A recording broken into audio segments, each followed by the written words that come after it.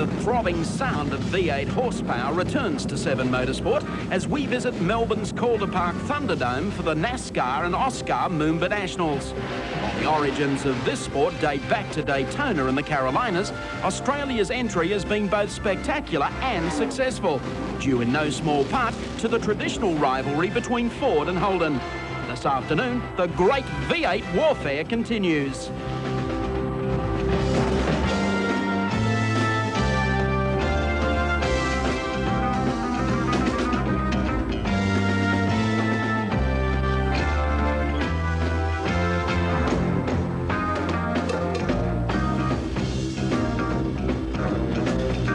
Hello and welcome to Seven's exclusive coverage of the NASCAR AUSCAR Sprint Nationals from Melbourne's magnificent Calder Park Thunderdome.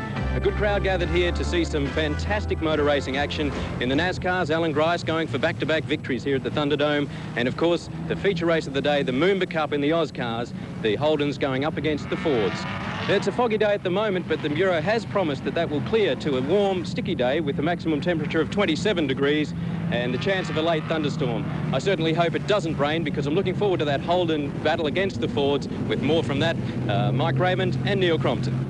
Well, thank you, Cameron Williams, and I'm sure we're in for a great day's racing here at Calder Park Thunderdome. And Neil CROMPTON, a new face on pole for the AUSCAR event, but an old familiar face up the back of the field for change. Good and bad news for Albury fans. We had Mark Seaton from Albury on pole position with the XF Falcon, a 351 V8 powered machine, and Brad Jones, the old adversary, at the back of the pack after a disaster with his car in qualifying. And we also have another Falcon driven by Greg Hansford on the front row. The first of the Commodores, TERRI Sawyer, position 3, great drive from her, and Jim Richards back in 8th. So the AUSCAR looks fantastic. It certainly does. And of course, in the NASCAR racing this afternoon, Allan Grice on pole position with Barry Graham starting alongside.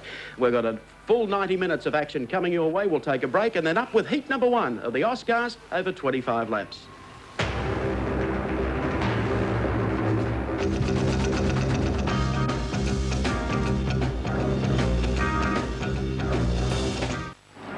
Welcome back to Calder Park Thunderdome as we prepare for the first 25-lap heat of AUSCAR competition, the Goodyear Series.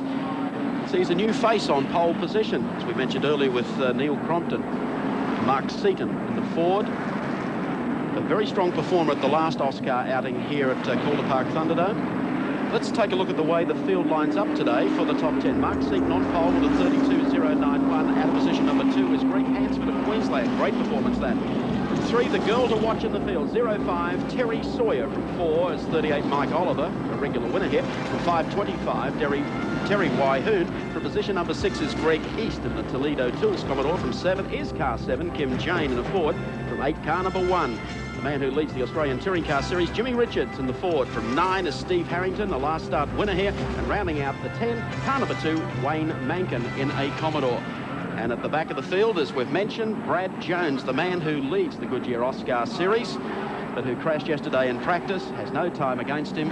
And the promoter's discretion, Jones starts at the tail of the field. And boy, has he got a job to do, Neil CROMPTON. One heck of a job, although Brad started out of 18th position at the last round here at Calder Park Thunderdome and managed to get to the head of the field. So we'll watch that one with great interest, and depending on what happens with yellow flag situations and how the race pans out, he may still be a show, but he's got a lot of hard work to do, no doubt about that. Got the car out of shape as he came out of turn 2 yesterday in qualifying, and I guess if anything tended to slightly overcorrect and the car bit in. And it looks like we're getting set for a start too. Pace car pulling to the pits, green flag at the ready, and as they come down across the straight for the first time, it'll be on the inside as they go down into turn number 1. There's a wall of cars with Jones getting on with it very, very quickly indeed.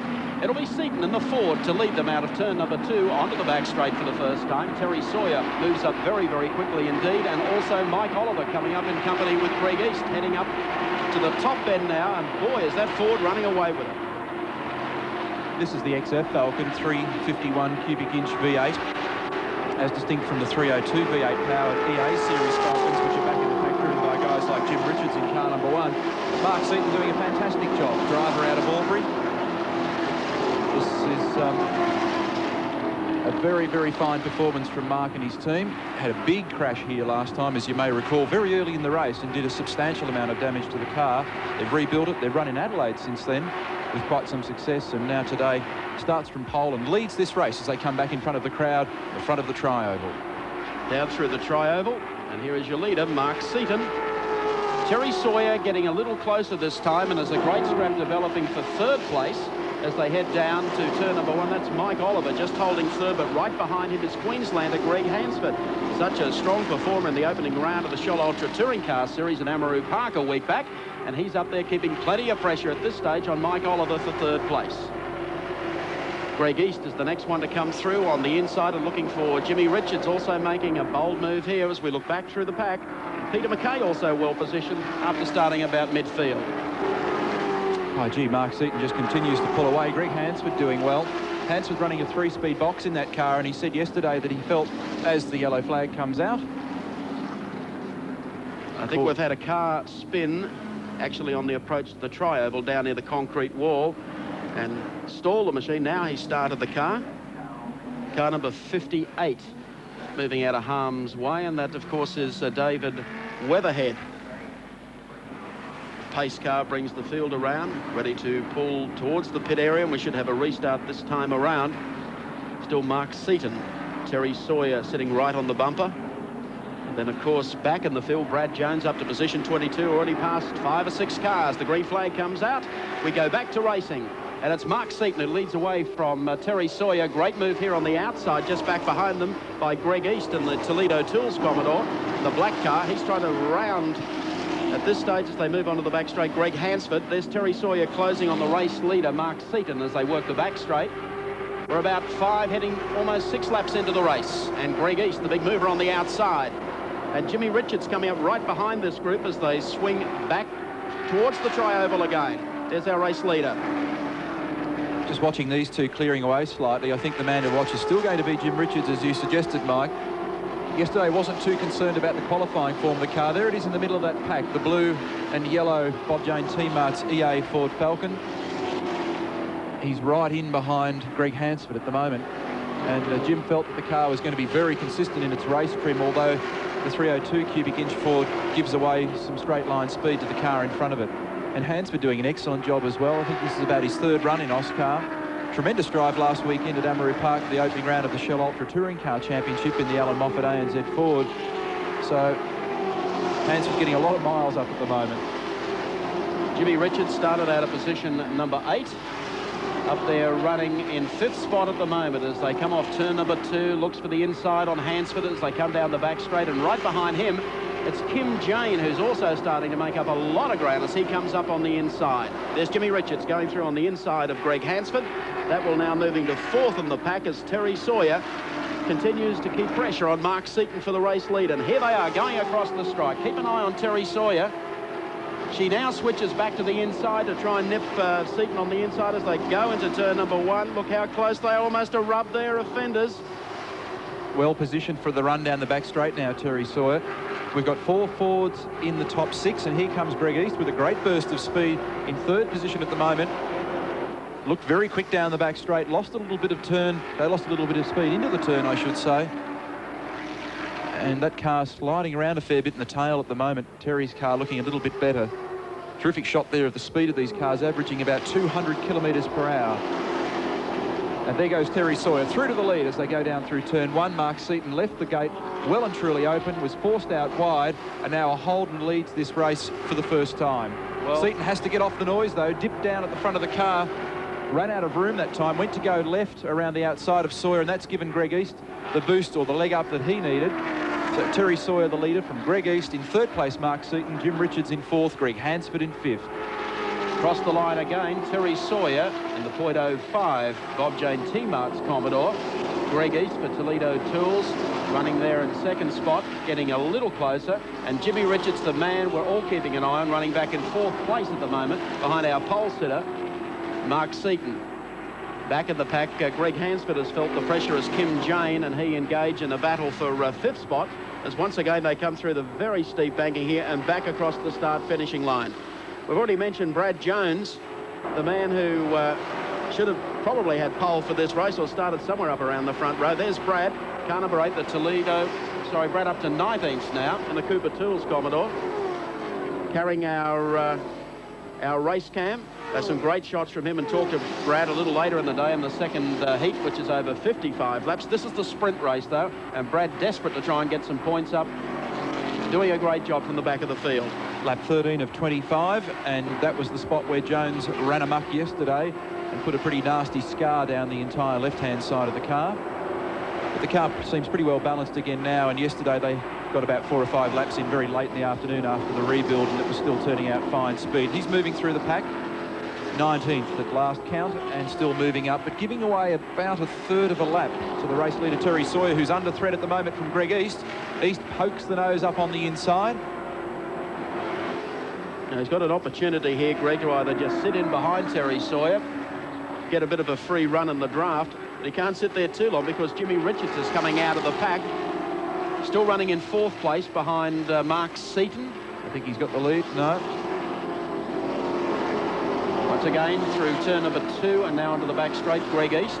He's been a regular performer here in AUSCAR racing since the category debuted here at Calder Park a couple of years back. Car's very good in a straight line, but just at this point of the turn, the initial turn in, it seems to wash a bit too much speed, and then you get an elastic band effect going. You watch down this straight again, Greg will get much closer to the back of TERRI as they get to turn 1, and then the gap just opens up a little bit again. See this great lunge down here, but then can't carry the speed in this part of the turn, and it starts to stretch out again. It's still a terrific battle. SAWYER East, then Mark Seaton, Jim Richards, Kim Jane up to 5th, Greg Hansford in 6th. Here goes East again. Yeah, right? he just pokes the nose in there but can't do anything about it. The car gets a little wobbly there, and that of course gives TERRI SAWYER the opportunity to just gain 1 or 2 car lengths through that section of the racetrack, and he'll come charging back at it. Here he comes now, and he's bringing Mark Seaton along with him, and also Jimmy Richards. Lap 16 of 25, the first sprint race for AUSCAR competition, the Goodyear Series here this afternoon at Calder Park. It's worth fighting for, you know, Mike. There's $30,000 up for grabs. Good money in this class of racing.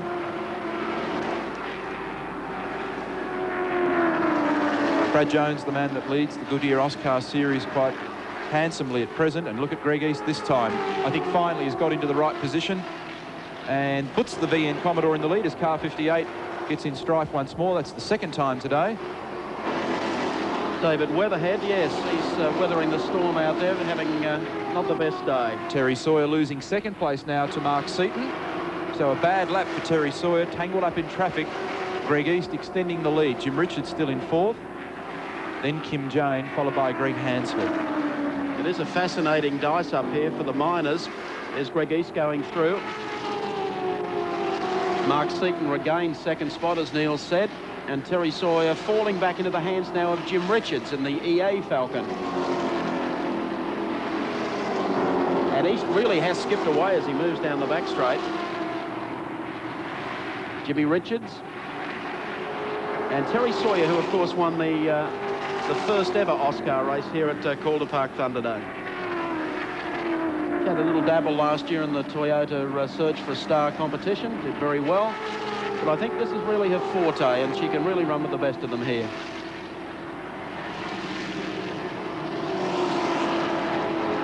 Through turn number 2, and now working his way onto the back straight. Actually, Mark Seaton, the pole sitter, has started to catch his 2nd win as he moves down the back straight. In fact, Greg East, he's closing on East, and so too are TERRI SAWYER and Jimmy Richards. So I think we've got plenty of life left in this 25-lap AUSCAR heat.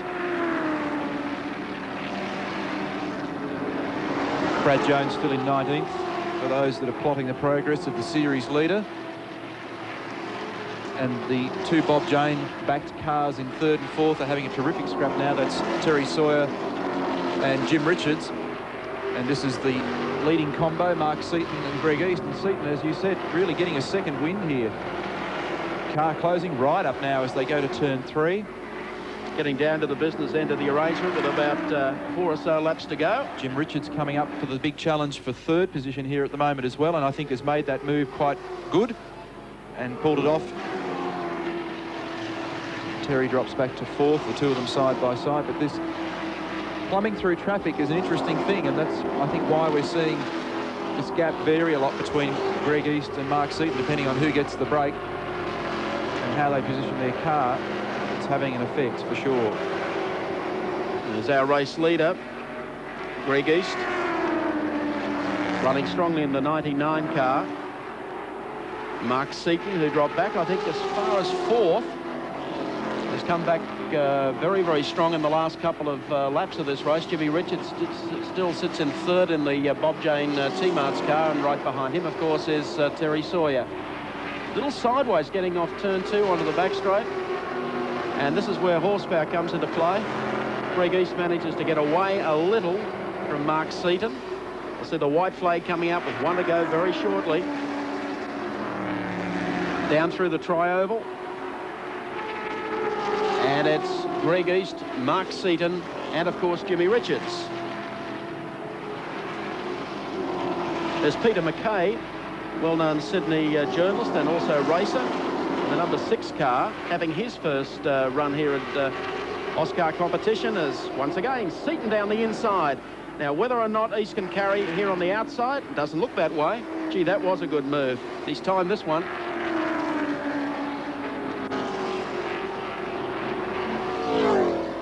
Going down, white flag, yep. 1 lap to go. Can East pull one out of the on the outside here as they dip into turn number 1? He's going to give it his best shot. Onto the back straight now for the final time. Lap car comes into play. 1 on the wall in the main straight as well, but I don't think they'll pull a yellow because the car's in a safe position at the moment. I think they're going to race down to the checkered flag, and here they come. Couple of cars. That's our old friend in car number 58, more strife than speed. Gordon, checkered flag, ready to come out. And it'll be Mark Seaton who just gets up to beat Greg East. Great finish between those two. Jimmy Richards picks up 3rd place. TERRI Sawyer picks up 4th, and Kim Jane 5th spot. Time to check them out on our Shell race score. Mark Seaton, the winner of heat number 1 this afternoon. Greg East finishing 2nd in the Commodore. Jimmy Richards 3rd in the Ford. 4th place going to TERRI Sawyer, and rounding off the 5, Kim Jane. We'll be back at Calder Park in just a moment. Back here at Calder Park Thunderdome, we're preparing for the first heat of the NASCAR competition for today, the .05 series. And obviously, Allan Grice is the man to beat. Sits on pole position in the Commodore, sponsored by VALVOLINE on the outside of the front row. Is former Sydney Speedway racer Barry Graham. He'll start out of position number 2. From 3 is Tasmanian Gene Cook in the Oldsmobile. From 4, car number 88, the second of the Tasmanians, Robin Best. From 5, car number 9, Goulburn's Fred Seary. From 6 is car number 10, Nick Girdlestone. From 7 is 7, Barry Blake of Western Australia. From 8, 55, George Elliott. From 9, car number 8, Ian Clarkson of Victoria. And from 10, car number 6, John Laws. Jim Richards was to have started in this race, but unfortunately put the EA Falcon into the fence yesterday. They've had some problems trying to repair the car in time. Cars moving on to the back straight now. Let's check out our pole sitter, Allan Grice, of course, the winner of the Bathurst 1000 back in 1986. A qualifier for both the 87 and 89 World 600 NASCAR Classic at Charlotte, North Carolina. And of course, in the recent Christmas NASCAR Open at Calder, he won 3 out of 3 for Commodore's first appearance in NASCAR trim. He's got pole today, and Barry Graham likely to give him a good race from the outside of the front row. We've got Jim Richards at the back of the pack, yes, in the Pontiac. Wrote the EA Falcon off yesterday, so the team have worked hard all night to get that car up and running. Pace car ready to drop down into the pit lane. Allan Grice picks up the pace as Barry Graham sits on the outside, coming in for the start. 25 laps of competition. Grice gets the jump. Boy, does he get the jump. Graham now picks up the pace on the inside. Moving up to a run with him, also Gene Cook of Tasmania in car number 11, and Robin Best on the outside. Into turn number 1. Girdlestone, car number 10, makes a very good start as Grice leads them onto the back straight for the first time. Liz Small has done wonders for the engine in the Grice car. It really is steaming away as they go down the back straight. Graham drops to the low side in the real McCoy Oldsmobile as they come off turn number 4, back through the tri-oval again. Graham hugging the inside, Grice electing to run out about mid-track. Cook in behind them, and Fred Seary doing a good job in car number 9, the second of the Commodores in the field. Jimmy Richards certainly with a job to do here, starting off the back row. but Grice is clear. Let's listen to the V8 howl, the Commodore, as it sweeps down into turn number 3. This car's averaging 220 odd kilometres an hour, and you can really see the pace of these cars down the front straight. Grice the clear leader, Graham in second, but a good scrap on for the minor placings, and there it is, Fred Seary in the middle of the pack. He's third in the series so far. This is round 4. $240,000 in total prize money up for grabs in this class today. The winner taking $30,000, $18,000 for second, $16,000 for third, and a payout all the way back to 25th, $8,000 apiece. Not too shabby. Turn 4 again, back through the tri-oval. Grice and the Valvoline Commodore skipping away from Barry Graham in car number 2, and Gene Cook of Tasmania. Robin Best on the inside, back behind them in car number 88, just dropping Fred Seary back 1 spot. And the short trackers, Barry Graham, Gene Cook, all past winners of the Marlborough Grand National. Here's Graham lining up Grice here on the inside. And gets through, and Cook now going for the run as well. Grice had some problems yesterday with the machine, but seemed quite comfortable this morning. He elects to stay on the outside as Graham closes it up, and Gene Cook tried to get into the draft with Graham. Now elects to sit in Grice's draft on the outside. Best is the next one back behind them, and Fred Seary in car number 9. Grice very deep into that turn, into turn number 1. Graham now finds that Robin Best has closed up behind him. So too Gene Cook. Ian Clark of Victoria sitting back behind them. He won't get even a wisp of any draft, and very much sideways that time was Gene Cook in car number 11 as they came off the turn. That was a pretty good save, because it looked for a minute as though he might have had a big lose there. Grice is very, very good, very competent, super professional at NASCAR racing, isn't he, Mike? He's had some runs in the States, and I know he's been working pretty hard to try and come up with a package that would put him in the American NASCAR scene on a more regular basis. I think he'd like to do a lot more racing overseas, but you need to put a team together, and over there the top teams are all running with $6 and $7 million budgets, and they've got a waiting list of about 200 per team for those who want to sign on and be race car drivers. To convince anyone that you've got the talent to do it, and you say your past history of winning on road courses really doesn't cut too much with them. Fred Seary coming up on the inside of Tasmanian Robin Best. They're having a great scrap for 4th place as they come off towards the tri-oval again. Graham a little closer this time in the Real McCoy Bourbon Oldsmobile. That's the dice that we were mentioning, with Fred Seary on the inside and Robin Best of Tasmania.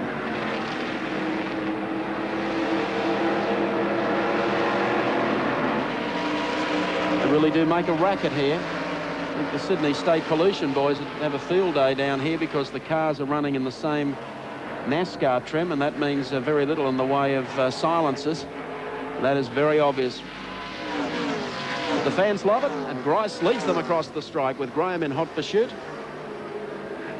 Raymond George Elliott, of course, putting together a NASTrack driving school for those people interested in getting into this form of racing.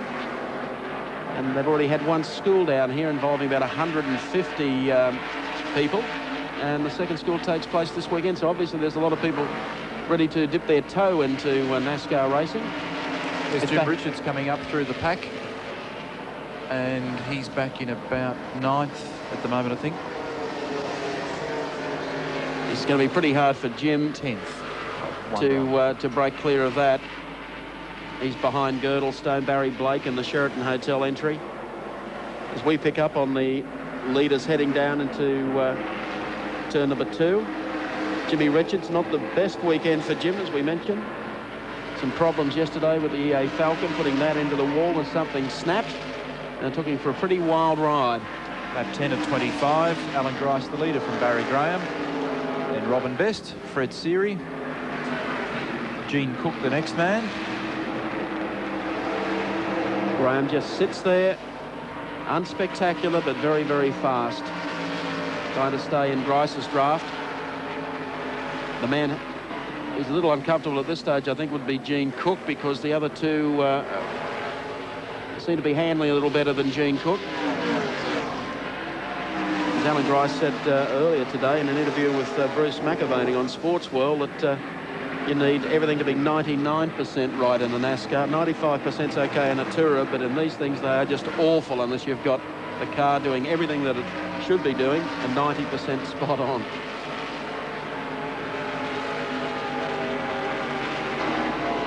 Well, these cars are purpose-built race cars, as distinct from the AUSCARs, which are an adaptation of a road vehicle.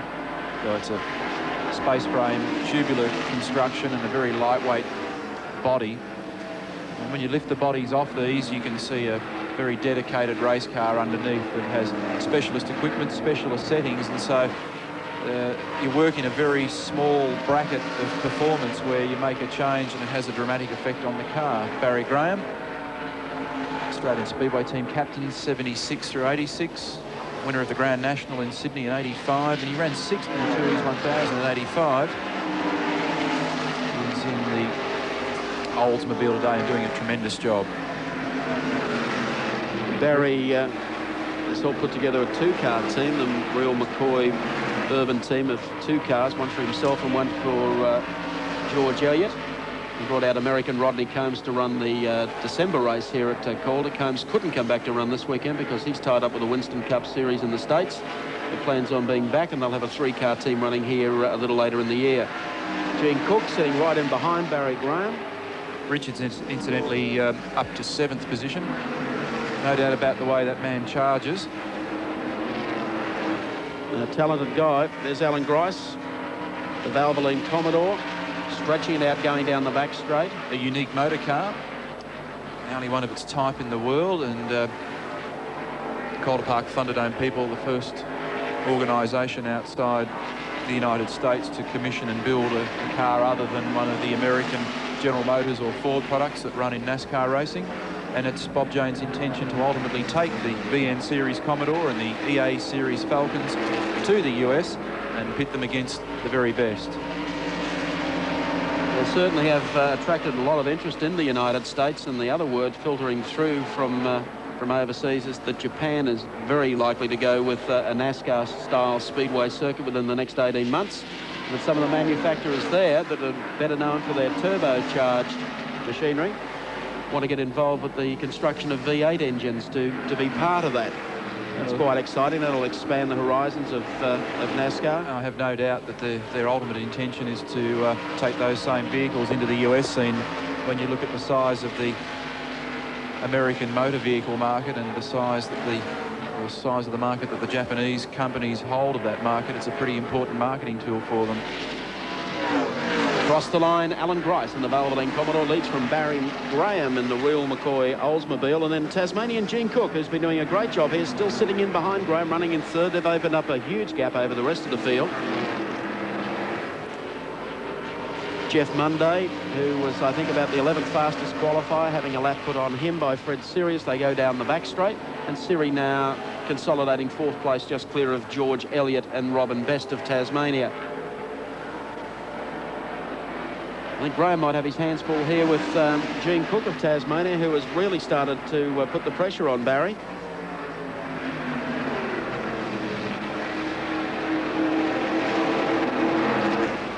They move on to the back straight. But Grice certainly has absolutely everything going for him in the grunt department of the Commodore. It's just pulling out of the corners much better than Barry Graham's car.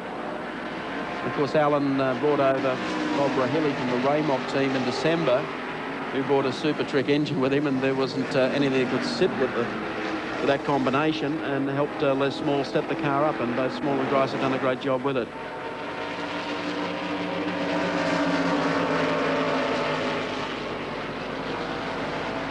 Getting close, though, is Gene Cook, sitting in the draft of Barry Graham as they reel off the laps in the 25-lap sprint for the NASCARs in the .05 series. The Moomba Cup today at Calder Park Thunderdome with about 5 laps to go.